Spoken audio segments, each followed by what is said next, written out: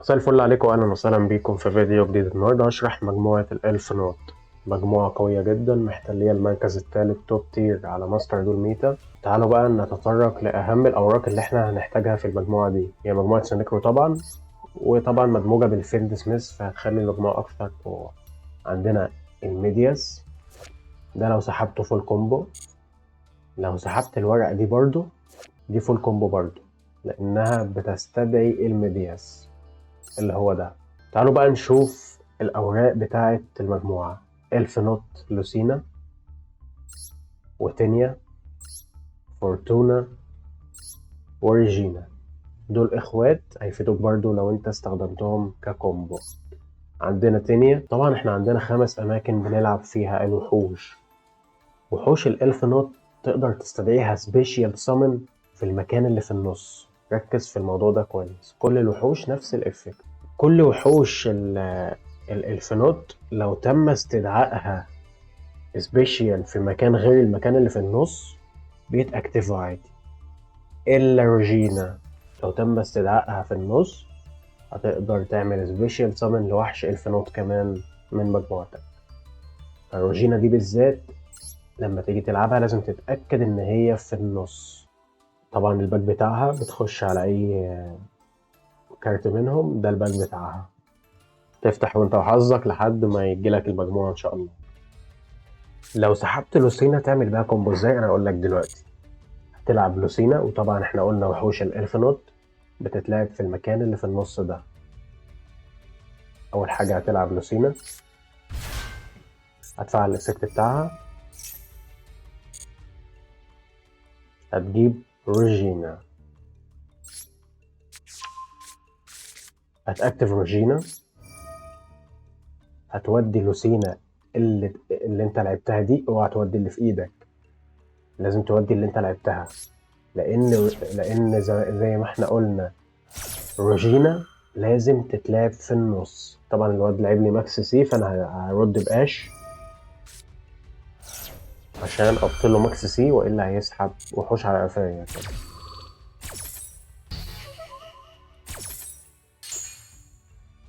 يبقى روجينا لازم تتلعب في المكان اللي في النص ده يا جماعه. انا لعبت روجينا، هفعل افكت روجينا. طب لو لعبتها في اي مكان تاني مش هتعرف تفعل الافكت بتاعها ده، ركز كويس في النقطه دي. هفعل افكت روجينا وهستدعي الالف نوت اللي هو ده، باور باترون. هفعل افكته، هيزود الوحش اللي في النص بمقدار 3 كمان، فبقت ليفل 9. 1 و9 10، فاقدر اجيب وحش ليفل 10. طيب واحد يقول لي هات بارون، هقول لك لا، هات الوحش ده الفيبل.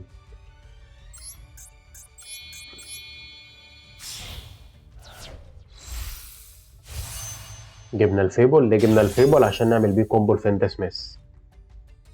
طيب هنأكتف اول حاجه الباور باترون، تاني حاجه هنأكتف لوسينا.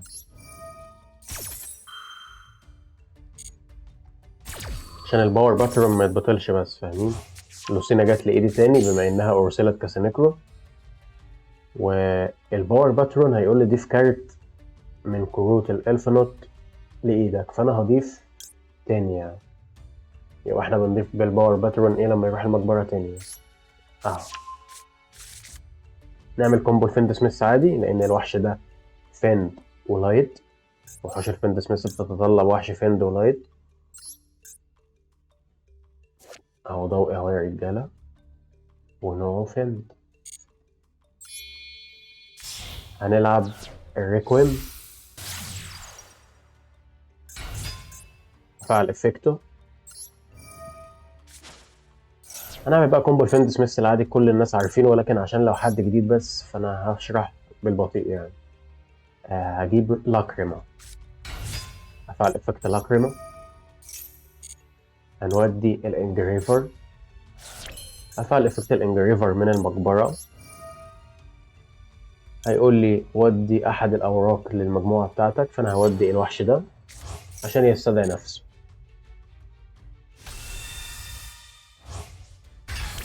بعد كده بنجيب اللينك 2 ده، هو مفيش غيره يعني.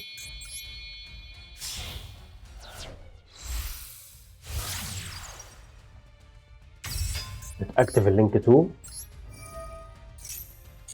وتجيب اللينك 6 ده، بتودي ريكويل مع الليفل 4، بتسيب الليفل 6 لان انت هتبقى محتاج واحد ليفل 6 عشان تعمل اكسيز، يبقى انت هتودي الليفل 4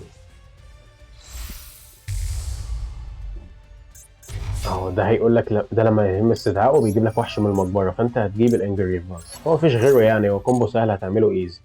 هتستدعي لي الملعب، يبقى انت جمعت 2 ليفل 6. ادي ده ليفل 6 وده ليفل 6 برضك، فهقدر اعمل سبيشال سامن للوحش الاكسيس ده، عدد نجومه 6. الوحشين دول هيندمجوا فيه. هو هنا في متطلبات استدعائه قال لك انا عايز 2 ليفل 6. ده بقى بيعمل ايه؟ اي سبيل او تراب او مونستر او وحش الافكت بتاعه يتضمن استدعاء وحش سبيشال، يعني اي وحش كده هيتلعب سبيشال ده هيبطله، تقدر تستخدم الافكت بتاعه مرتين. طيب طبعا احنا بنفضي المكان اللي في النص ده ليه؟ علشان نلعب الوحوش بتاعه الالف نوت. فانا هلعب الف نوت تانية في المكان اللي في النص ده، هفعل افكت تانية، هتجيب لي ورقه كونتينيوس بيل اللي هي ويلكم هوم، احطها هنا كده، هاكتف الورقه الكونتينيوس بيل، اودي الثانيه،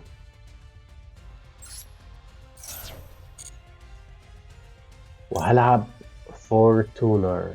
بس ركز معايا بقى، احنا عايزين نسيب المكان اللي في النص ده لريجينا يا جماعه.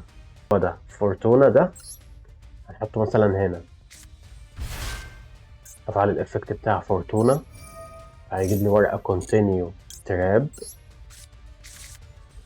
هفعل الكونتينيو تراب، هودي مين؟ هودي الوحش اللينك ده، مش ما قلناش هنحتاجه، هوديه المقبره،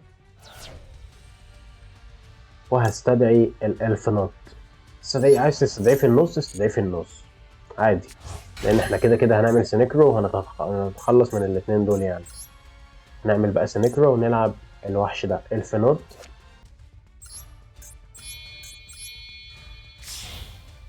نلعبه في الاكسترا زون،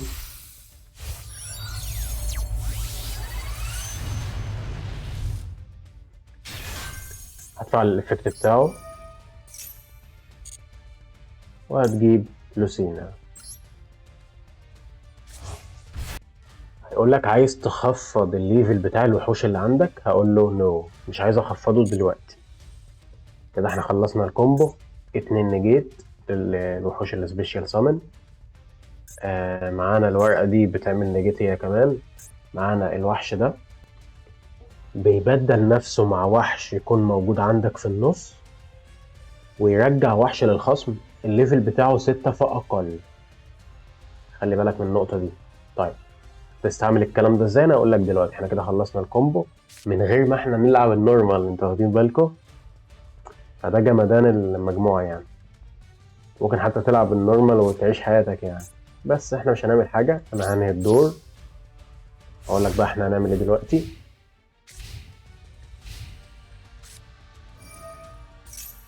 طيب اول ما الخصم بقى يلعبوا كده، فانت بتحرك ريجينا من ايدك، لان احنا زي ما اتفقنا ريجينا بترجع لايدك لما بتروح للمقبره كسينكرو، احنا رجعناها في البدايه. هتحرك ريجينا من ايدك، هتضحي بقى بالورقه دي ويلكم هوم مش هنحتاجها، وتنزل ريجينا. وريجينا لازم تكون في النص يا جماعه، نركز في الموضوع ده كويس.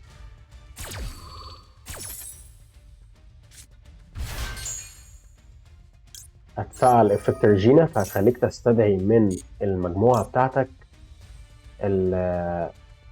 الالفا نوت بار ده، اللي هو ده يا جماعه. الواد لعب راك جيكي، فانا لازم اعمل له نجيت دلوقتي. هتفعل الورقه دي. الورقه دي هتخليك تستدعي احد الاوراق بتاعه هتستدعي احد الاوراق من المقبره، تمام؟ بس لازم الاول اودي كارت، فانا ممكن اودي كارت من ايدي او كارت من الملعب عادي. هنودي اي كارت يا جماعه، وليكن مثلا خلونا نودي لوسينا، هي كده كده معانا هنا اهي. وهنستدعي بقى اي ورقه من دول من المقبره. فورتونا بيقول لي تبدل نفسها مع الوحش اللي في النص، وترجع ورقه سبيل او تراب. طب تعالوا نبص لتينيا.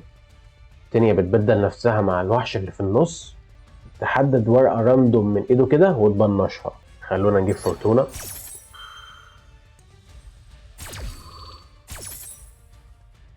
بس لما انت بقى تلعب وحش باستخدام الافكت ده، فبتقول له يس كده وتبطل ورقة الخصم لعبها اهو. فانا كده بطلت له رجكي وحميت وحوشي. طيب الخصم لعب وحش، ممكن ارد بالورقة دي لوسينا. بصوا افكت لوسينا. لوسينا هتبدل نفسها مع الوحش ده كده وتقول لي عايز ترجع وحش، اقوم ايه مرجع. هي بيبدلوا نفسهم مع وحش في النص ويرجعوا ورقة للخصم. فورتونا كذلك هتقوم مبدلة نفسها مع لوسينا وهترجع ورقة سبيل للخصم. ممكن ارجع ورقتي، واحد يقول لي انت هتستفيد حاجة لما ترجع ورقتك؟ ما ممكن يلعب لي مثلا ورقة ميستيكال كارد ويدمر لي الورقة بتاعتي، اقوم انا محرك الافكت ده ومرجع الورقة بتاعتي حاميها فترجع لي لايدي بدل من التدمير. فاهمين؟ هنرجع للخصم ورقة ممكن تفيده، وليكن دي مثلا. طيب ممكن نستخدم الافكت ده يا جماعة، بيزود ده.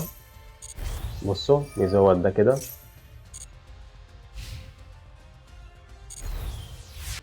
احنا ممكن دلوقتي احرك افكت الباور باترون ده، بيحدد الوحش اللي في النص ويزود النجوم بتاعته ل9، بيزودها بمقدار 3 يعني. اقدر اعمل سبيشال سامن لاي وحش من الوحوش ده يا جماعة. استدعي بارون دو فلور باستخدام ده وده. بارون دو فلور نازل الملعب. ده لما يروح المقبرة بيخليني اضيف وحش من وحوش الالف نوت. هنضيف بقى اي وحش وليكن ده مثلا، او تانية. هقول لك بقى انت في دور الخصم بتعمل ايه، لان النقطة دي انا نسيت اشرحها لكم. بص في دور الخصم الوحش ده هتاكتفه، هتاكتف الالف نوت ده. افترضنا الخصم عنده افترضنا الوحش ده عند الخصم اهو، عنده افكت مدمر ممكن يدمرك بيه. تمام، فانت هتقوم اكتف ده اللي هو ليفل 7 ده. هتجيب بمين؟ هتجيب بيه اللي هو الالف نوت باور باترون ده. هيقول لك عايز تخفض الليفل بتاعهم، هقول له اه خفض لي الليفل بتاعهم. بصوا بقى افكت الباور باترون. افكت بقى الباور باترون هيقوم مزود الليفل ده، هيقوم مزود الليفل بمقدار 3، وهيقول لي عايز تستدعي وحش سنيكرو سبيشال سامن، اقول له يس، وهستدعي الليفل 10 ده. بصوا يا جماعه، ادي 1 2 3. خلونا بلاش في النص، خلونا مثلا هنا.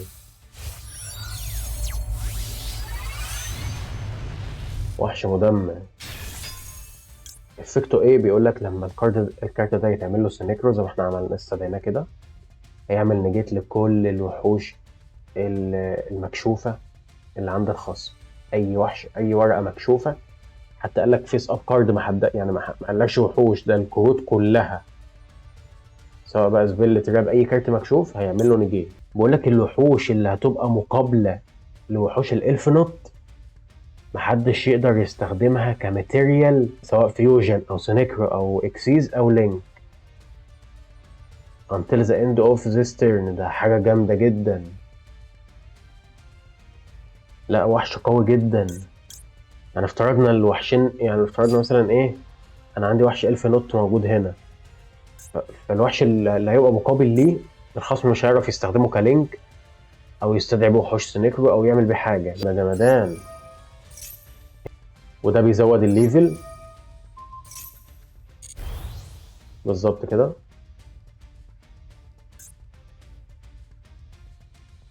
طبعا 1 و9 10، فتقدر تستدعي وحش ليفل 10. طبعا تقدر تستدعي الوحش ده برضه باستخدام ده وده.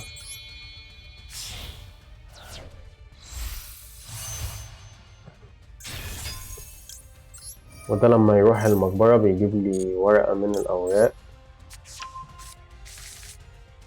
لو الكارت ده عمل باتل ليفل 5 فأكثر، الكارت ده بيكسب أتاك قوة هذا الوحش. لا جامد جامد.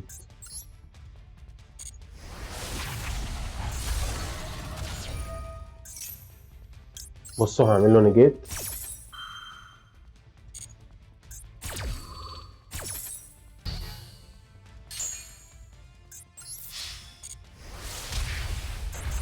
فينيش.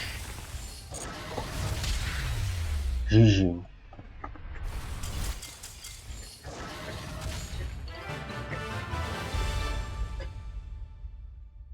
كومبو رايق ومجموعة رايقة الصراحة، مانيش ندمان إن أنا اشتريتها. مجموعة جامدة. معلش أنا طولت لكم في أول كومبو علشان بس أشرح لكم أنت هتتعامل إزاي بالمجموعة. تمام. تعالوا نخش للدور التاني يا جماعة. سحبت ورقة مهمة جدا.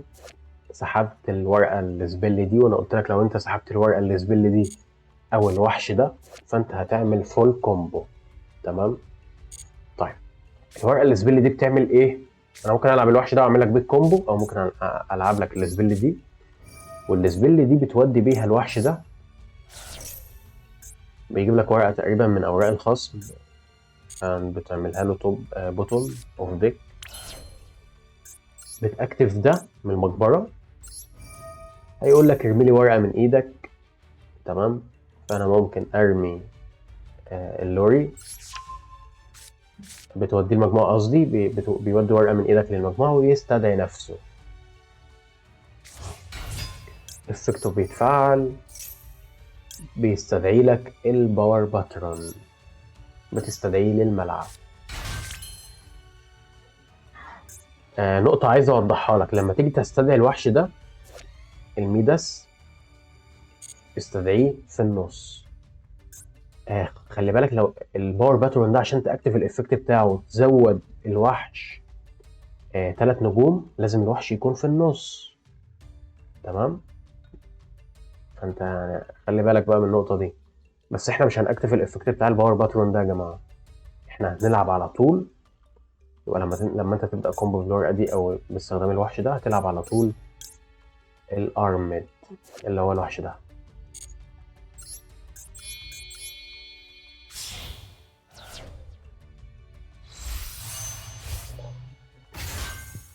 ده لما بيروح المقبرة بيتأكتف الإفكت بتاعه، فانت بتضيف تانية. ليه بقى احنا جبنا الوحش ده؟ علشان هو وحش لايت فند، فاحنا نقدر نعمل بيه كومبو فند سميث. وبالإضافة إن احنا لما نتخلص من الوحش ده فبيقول لنا خلينا نضيف تانية يعني، واحنا هنستخدمها دلوقتي. نعمل بقى كومبو فند سميث عادي. استدعيت الراكويم روكيوم وافعل افكتو، بيرمي نفسه كده ويستدعي الكريمسون. افكت الكريمسون بيرمي الانجريفر للمقبرة.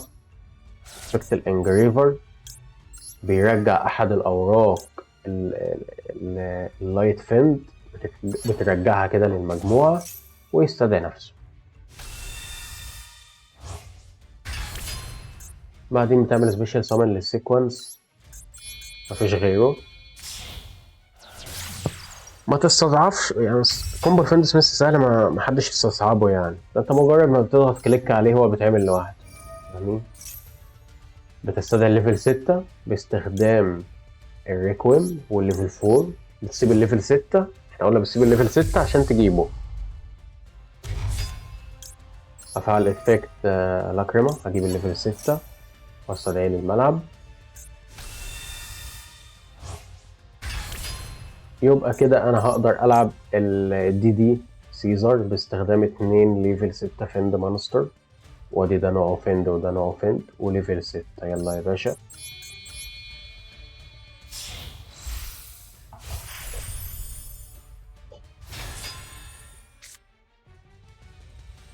المكان اللي في النص فاضي اهو زي الفل. نعمل سبيشال سامن لمين؟ لتانية اهو. افعل الافكت بتاعها وهجيب ويلكم هوم. هتأكتف الويلكم هوم، هتودي تانية وتستدعي مكانها لوسينا في النص يا جماعة.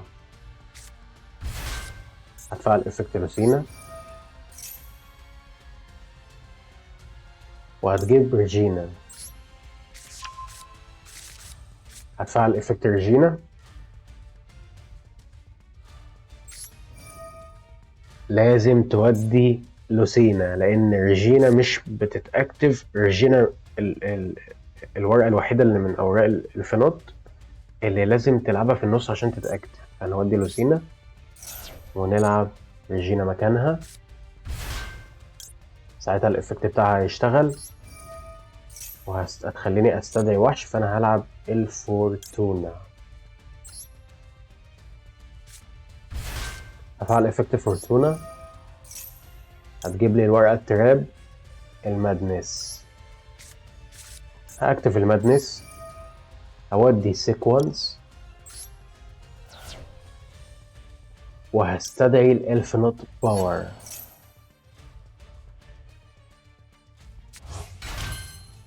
الالفينوت باور بيتحرك على الورقة اللي موجودة في النص، بيزودها 3 نجوم. هيقولك عايز تستدعي وحش، قول له نو، استدعيه انت بايدك لان انت في الدور بتاعك عادي. هنستدعي البارن بفلور. سيب بقى انت المكان اللي في النص ده عشان تبقى تنزل فيه ريجينا، لان ريجينا طالما انت هستخدمها كسينكرو، استخدمتها كسينكرو فهترجع تاني لايدي، فاقدر العبها في الدور الجاي بقى في الدور الخاص. ده كل اللي هنقدر نعمله يعني. كمان الورقة دي بقى تقدر تبنش الورقة دي. اقولك على حاجة، يعني انت مثلا ايه، لو انت عندك وحش زي ده، الوحش ده ما هواش لايت فيند، انت فاهم، وانت عايز تبدأ كومبو الفيند سميث او وحش زي ده، انت عشان تبدأ كومبو الفيند سميث وتستدعي الريكوام اللي هو ده، فبيقولك انا محتاج واحد لايت فيند.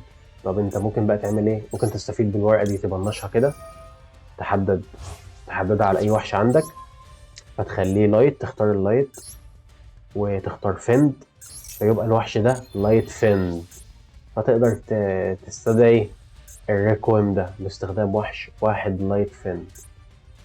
ولكن طبعا عشان انا استدعيته مرة في الدور، عشان انا استخدمت الورقة دي، قصدي الويلكم هوم، فمش هتخليني استدعي الا سينيكرو بس،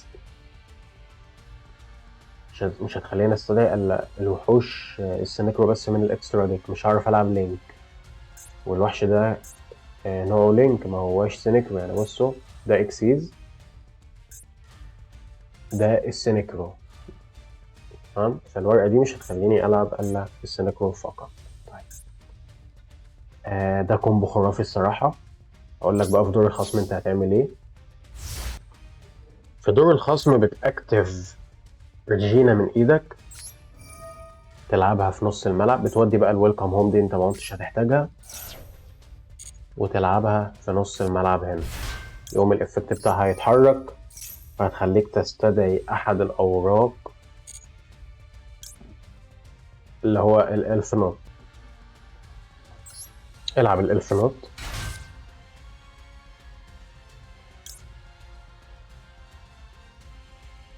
طيب خلاص كده. الولد لعب لي ريشة مثلا وانا عايز ابطل الريشة، فانا هعمل ايه؟ هقول لك دلوقتي. ما علينا من افكت بارون، انا مش عايز استخدم بارون مثلا، هاكتف الورقة التراب، لازم اكتفها، اتخلص من احد الاوراق، وليكن مثلا تعالوا نتخلص من الفورتونا مثلا، وهيقول لي هات لي مثلا لوسينا، هنجيب لوسينا.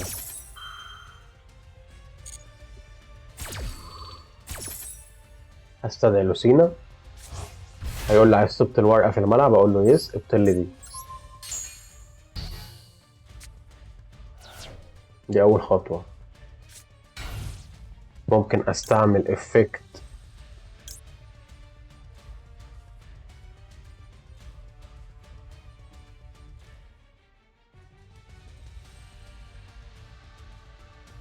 هو ده بيقول لي ريتيرن واحد ليفل 6 او لور مونستر your opponent control. طب احنا هنعرف ان ده طب تعالوا كده نجربه نشوف هيتحرك ولا لا.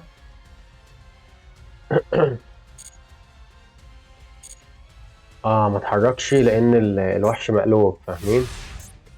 طيب لازم بس يكون الوحش مكشوف يا جماعة مش مقلوب، دي نقطة تانية ضفناها. طيب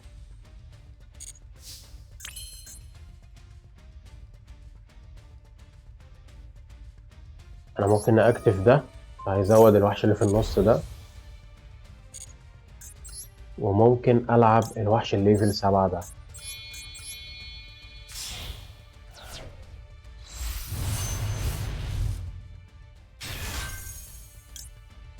ده لما يروح كاسانيكرو بيرجع لايدي، والوحش ده بيخليني اضيف احد الاوراق لايدي برضك.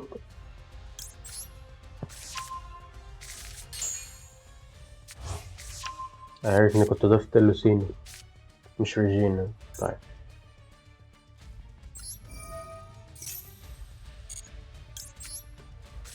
الوحش ده بقى تعالوا نحرك الإفكت بتاعه كده، بيستدعي وحش من المقبرة.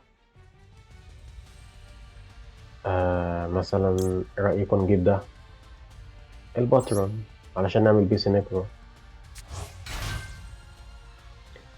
يقول لي عايز تغير ليفل الأوراق، أنت لو مش هتغير ليفل الوحوش اللي عندك إلا لو هتستدعي الوحش الليفل 10، وده بيكون في دور الخصم مش في دورك. تمام.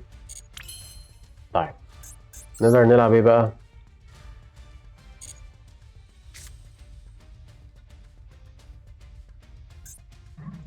ممكن اكتف الورقة دي، المادنس دي، برمي اي ورقة من ايدي وهستدعي ورقة من وحوش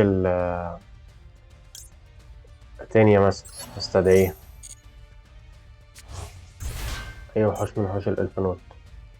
طيب ممكن استدعي من الاكسترا ديك. الوحش ده ما قلتلكوش عليه يا جماعة. الوحش ده بيعمل نيجيت للسبيل والتراب، ده وحش مهم جدا.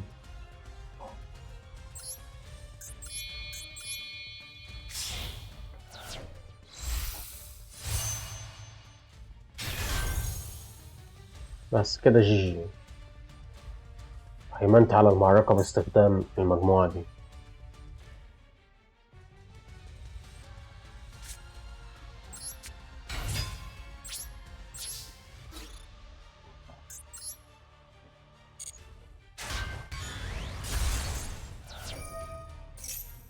نجيت على طول اي سبيشال يعمله نجيب.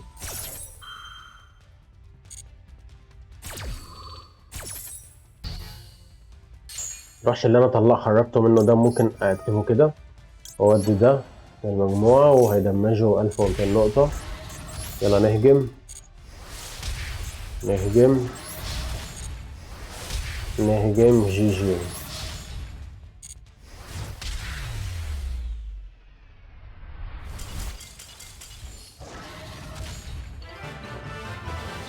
حرفيا مش محتاج العب النورمال عشان اعمل الكومبو، يعني انتوا واخدين بالكم؟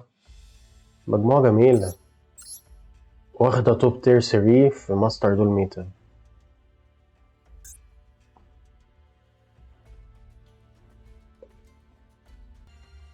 طيب لو انت سحبت ريجينا تعمل بقى كومبو ازاي؟ انا اقول لك دلوقتي. بتاكتف ريجينا، ترمي احد الاوراق بتاعه الالف نوت. الولد هنا لعب لي ماكسي. تعالوا نرد بالانفينيت بس علشان انا عايز اعمل له نيجيت للوحش ده.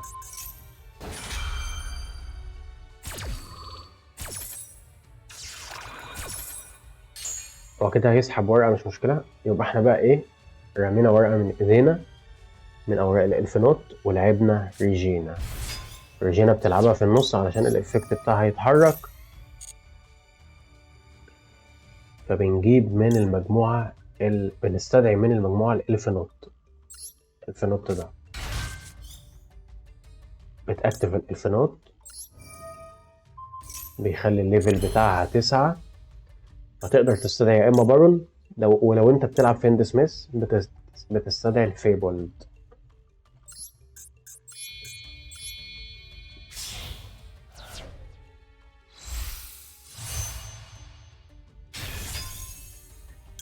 بنأكتف الباترون، بعد كده بنأكتف ريجينا،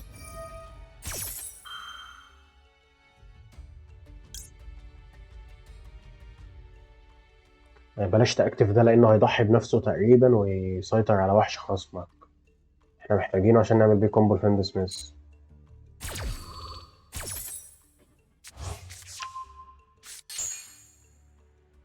الوحش اللي هو الباترون بيخليني أجيب لإيدي وحش أنا هحتاجه،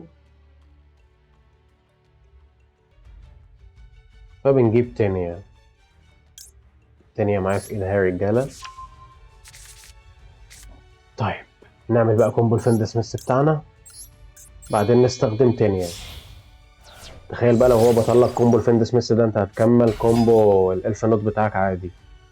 هنفعل افكت الريكويم،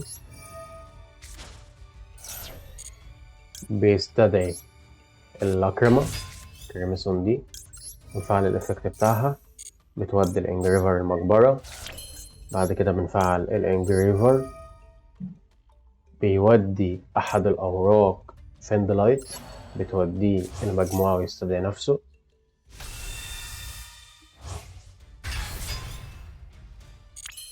بتستدعي السيكونس باستخدام الوحشين دول.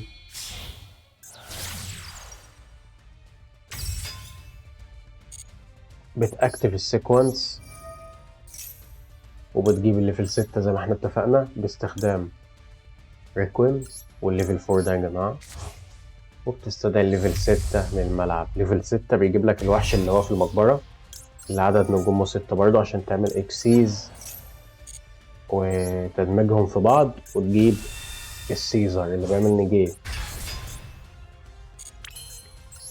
هنجيب سيزر بقى باستخدام الاتنين الليفل 6 دول.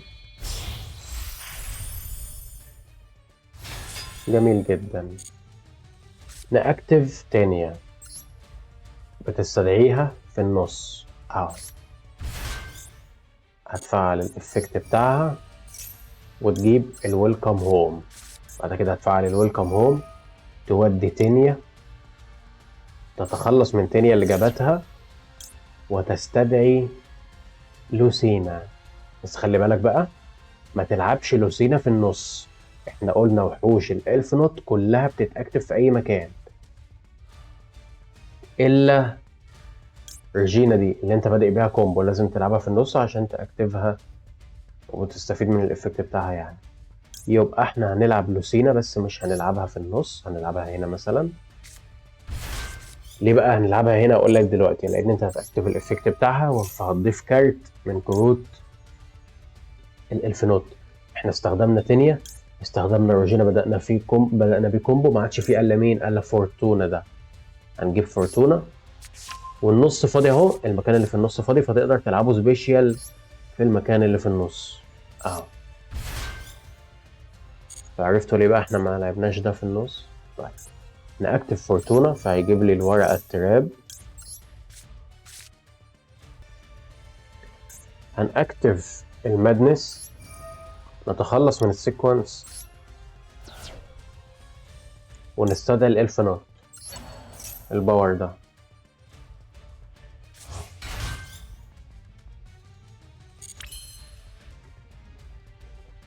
هتعمل بقى سينكرو وتستدعي الليفل 7 ده سرافيم.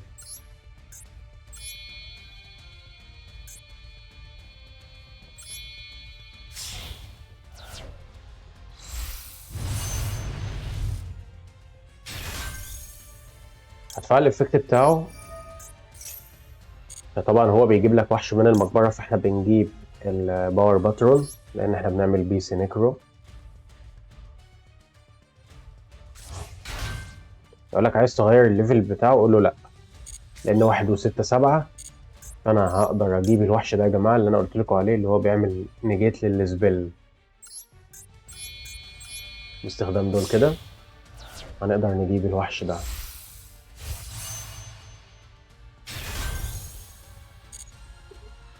وفي دور الخصم هتقوم اكتف فيرجينا وتلعبها في النص هنا، وهتستدعي وحش اخر من الوحوش بتاعه الالف نوت. فلا، جمدان جمدان بجد.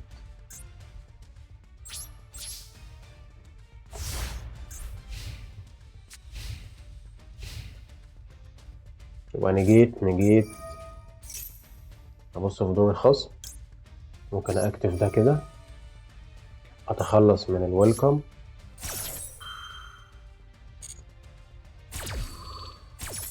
واستدعي دي في النص، ودي لها افكتها بيخليني استدعي يا اما ده، خلي بالكم، يا اما العب الوحش ده، يا اما العب مثلا ورقه من اوراق الالف نوت، وده بيرجع وحش زي ما احنا عارفين.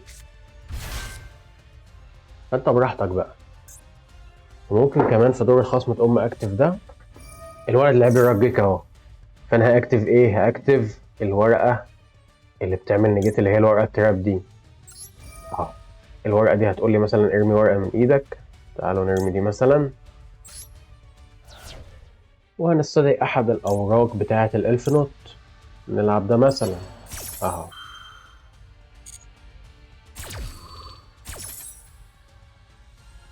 بعد كده تقول لي عايز تعمل نيجيت لاي ورقه، نعمل نيجيت للرجيك ايه.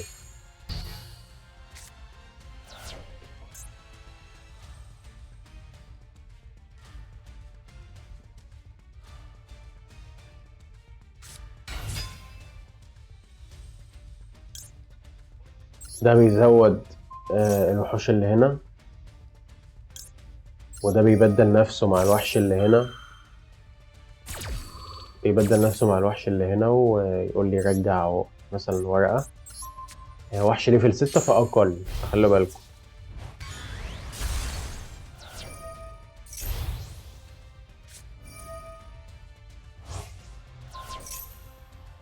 بصوا بقى، هو اكتف ورقة سبيل، تمام،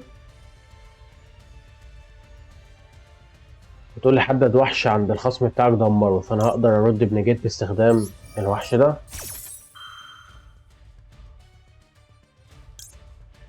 كمان ممكن اكتف الوحش ده فيجيب لي احد الاوراق، هيخليني استدعيها من المقبرة، وليكن استدعي تانية او فورتونا. انا استخدمت افكتها، لها افكت بترجع ورقة سبيل. طب تعالوا نجيب فورتونا، قول عايز تغير افكتات وحوشك، قول له غيرها ماشي.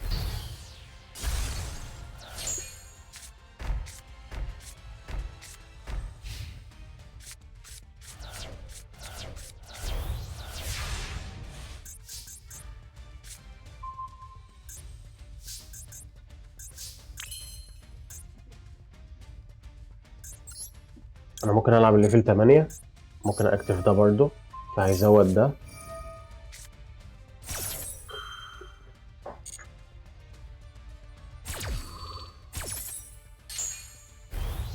واحد وتسعة 10، ممكن العب استدعي وحش ليفل 10 البارون مثلا.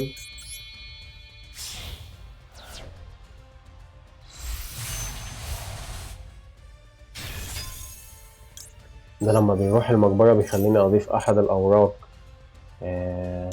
دي مثلا. خلونا نجيب لوسينا. هقدر العبها في المنطقة دي كده. نحول بقى دول بالهجوم، عايزين نهاجم بقى ونكسب يا جماعة، مراحش دم نقاطه صفر كده. طيب يلا يا جماعة نهاجم.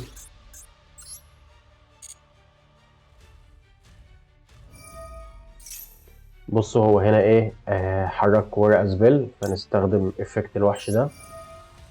تقريبا كده بينقص الليفل بتاعه وبيبطل بينقص الليفل بتاعه ويبطل السبيل.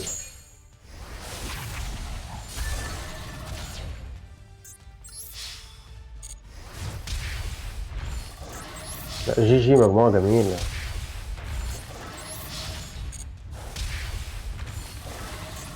يا نهار ده، حتى لو ما كانش معانا وحش كنا ممكن نأكتف دي، نضحي مثلا بوحش ده ونجيب ورقة تانية عشان تهجم، تانية دي مثلا، ونهاجم بيها. جي جي، لا جميلة، مجموعة جميلة، ولو حتى فعلك دور لوك هتقدر تتعامل وتستدعي وحوش. جي جي. مش يا جماعة بس استحملوني لو بشرح كل حاجة بالتفصيل، عشان بس في ناس مستجدة بتدخل مش فاهمة يعني لو حد محترف بيتفرج يستحمل بس. اخر كومبو هقول لك عليه، لو انت سحبت تينيا تعمل بقى كومبو ازاي، انا هقول لك دلوقتي. هتلعب تينيا في النص هنا كده، هتفعل الافكت بتاعها، هتجيب الورقة بتاعة الويلكم، هتفعل الويلكم، بتودي تينيا اللي جابتها وبتستدعي لوسينا، بس انت مش هتلعب لوسينا في النص، هتلعبها في الجنب هنا. هتفعل افكت لوسينا، تعمل كانسل كده، وهتجيب ريجينا. حلو. طب واحد يقول لي ليه انت ما لعبتش دي في النص، اقول لك دلوقتي لان انا اكتف ريجينا بس مش هدمر لوسينا، انا هدمر الورقه ده كده اهو. اختار الورقه دي اللي هي الورقه السبيل، هوديها المقبره واستدعي ريجينا في النص، يبقى انا كده وفرت لها المكان اللي في النص، لان الافكت بتاعها بيتحرك في النص بس. حركت الافكت بتاعها فهيخليني استدعي الباور باترون. هفعل افكت الباور باترون، هيزود الوحش اللي في النص بمقدار ليفل 3. هيقول لي عايز تستدعي وحش سانكرو ولا لا، اقول له نو لان انا كده كده في الدور بتاعي مش في دور الخاص. هلعب انا بقى، يا اما لو انا بلعب فيند سميث هلعب الفيبل والعب بورق الفيند سميث، لو انا بقى بلعب من غير فيند سميث هلعب باراند فلور باستخدام ده وده.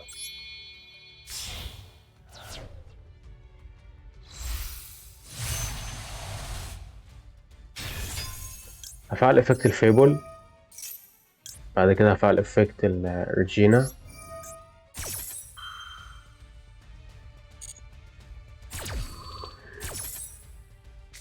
ريجينا بترجع لايدي لاني وديتها كسنكرو، والفيبر هيقول لي ضيف ورقه من الاوراق بتاعه الفنوت لايدك يعني. فاحنا استخدمنا افكت ريجينا، استخدمنا تيري عملنا بيها الكومبو، واستخدمنا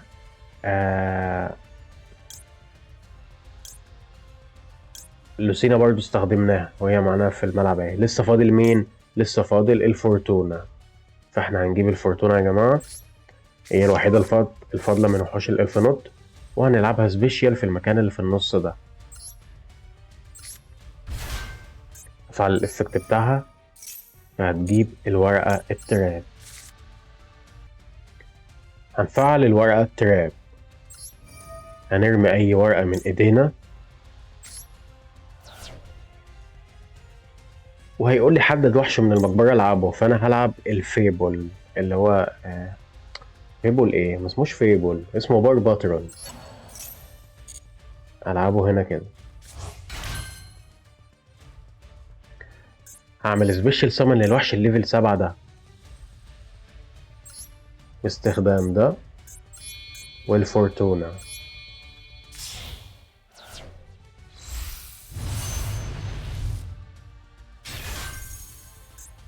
هفعل الافكت بتاعه، فهيخلينا اجيب الفونت ده الباور باترون تاني لان ده اللي بستخدمه كسنكرو.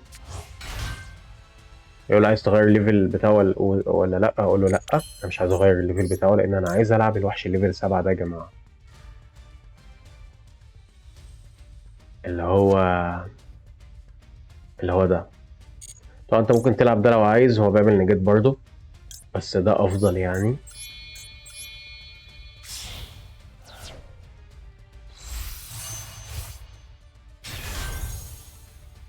بالظبط كده.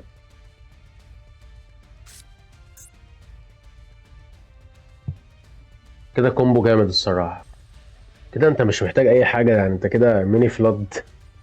بصوا في دور الخصم بتلعب ريجينا، بتلعب ريجينا كده. عشان تلعب ريجينا لازم تتخلص من ورقة.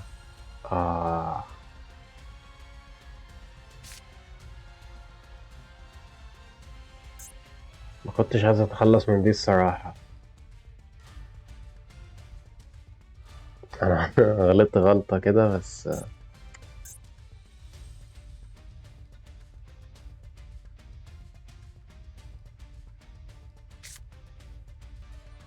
بص انت يعني انت قبل ما تلعب ريجينا اتأكد ان في ورقة من اوراق الالفينوت موجودة معاك في ايدك علشان ترميها من ايدك وتلعب ريجينا، بدل ما تتخلص من يعني الورقة دي كانت هتفيدني بتعمل نجيت، فاهمين؟ فانا لو اتخلصت منها الوحش ده كان هيخليها السادة وحش برضه، فانا كده غلطت.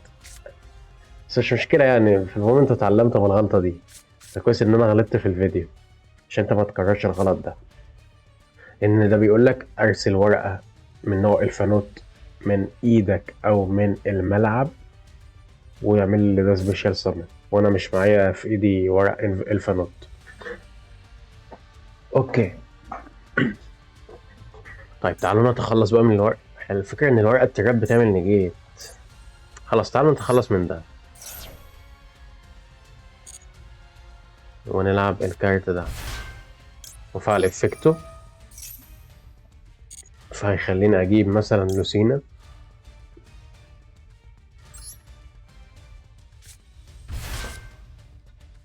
لوسينا افكتها بيرجع للوحش خصم، ده لو الخصم بتاعك عنده وحوش يعني. ممكن بقى تاكتف دي، تضحي بورقة من ايدك او تضحي بلوسينا مثلا،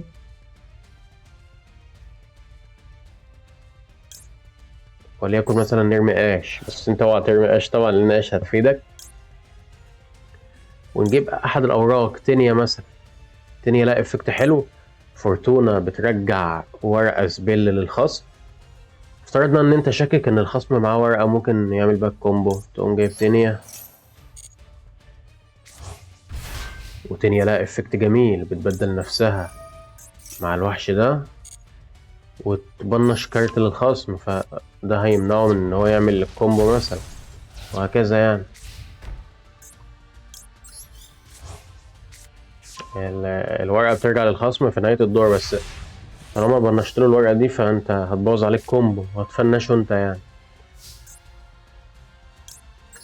طبعا الورقة دي بتضحي بأحد الأوراق اللي عندك كده. ده أنا ممكن ألعب الوحش ده تاني، طب حلو قوي. ده الواحد بيكتشف اكتشافات حلوة. الوحش ده من وحوش الإلفينوت، ده كويس إن أنا ما ضحيتش بالتراب وضحيت بالوحش ده، أنا ممكن أرجعه تاني بكل سهولة. ده جامد.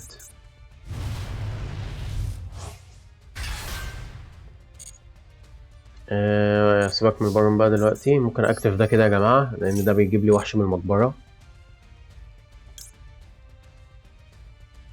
ده مثلا عشان أعمل بيه سينكرو.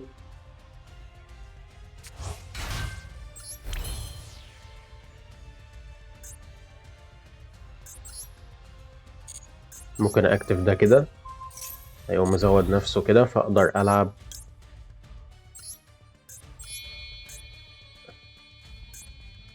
ممكن لو أنا ما كنتش هحتاج ده فأقدر ألعب الوحش ده مثلا.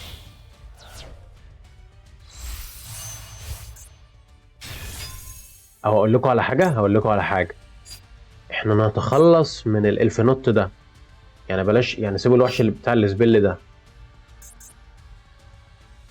ليه؟ لأن الوحش الإلفينوت ده لو أنت اتخلصت منه هتقدر تجيبه بورقة التراب، إنما وحش السبيل ده إن هو مش إلفينوت فمش هتقدر تجيبه بورقة التراب دي تاني. تمام؟ احنا عمالين بنغلط بس يعني ايه، بوضح لكم كل حاجة يعني. بس انا برضو لسه محمل مجموعة جديد فمش يعني مش عارف فيها احسن حاجة، بس الحمد لله ان احنا اكتشفنا كل ده مع بعض. نضيف اي ورقة مثلا وليكن ريجينا، اكتف ريجينا واقدر العبها. بتضحي باي ورقة من الاوراق، وليكن مثلا اضحي بلوسينا، ولازم ريجينا تبقى في النص لان ريجينا بتخليك تلعب. هنجيب لوسينا تاني اهو، ودي بتخليك تضيف ورقة من اوراق الإلفينوت. هنجيب ده نلعب النورمال بتاعنا ما لعبناهوش. جمدان والله. ممكن اكتف ده وادمر ده. الوحش ده بصوا بقى اما يهاجم مكتوب في افكته بياخد نقاط الوحش اللي هجم عليه. في كارد باتل بس لازم يكون الوحش ليفل 5 فاكثر يا جماعه عشان ياخد النقاط بتاعته. تمام. انما الوحش اللي احنا دمرناه ده كان ليفل 4. تمام. جي جي. معلش بقى طولت عليكم، بس كان لازم نقول كل الكومبوهات للمجموعة دي.